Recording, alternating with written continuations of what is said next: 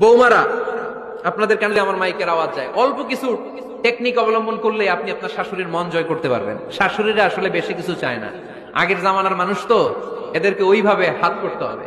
মাঝে মাঝে একটু শাশুড়ির মাথায় তেল দিয়ে দেন, চুলে তেল দিয়ে দিবেন আর কি, মাঝে মাঝে চুল আশ্রে দিবেন, এগুলো কিন্তু খুব পছন্দ করে শাশুড়িরা।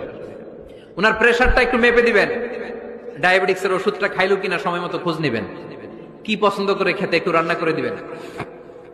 যেই বক্তার ওয়াজ শুনতে পছন্দ করে ওই বক্তার ওয়াজগুলো ডাউনলোড করে শাশুড়ি আম্মাকে দিবেন, ইসলামী বই দিবেন। দেখবেন বয়স্ক নারীরা মাহফিল যেতে খুব পছন্দ করে, ওয়াজ শুনতে খুব পছন্দ করে, নবীদের কাহিনীগুলো শুনতে পছন্দ করে। বসায় বসে একটু কাহিনীগুলো শোনাবেন।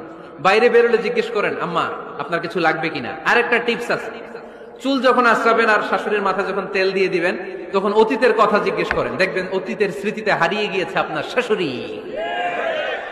কি জিজ্ঞেস করবেন জানেন? জিজ্ঞেস করবেন, আম্মা জান, মুক্তিযুদ্ধের সময় আপনার বয়স কত ছিল? ওই সময় মুক্তিযুদ্ধের সময় আপনাদের এলাকায় কি কি হয়েছিল মা?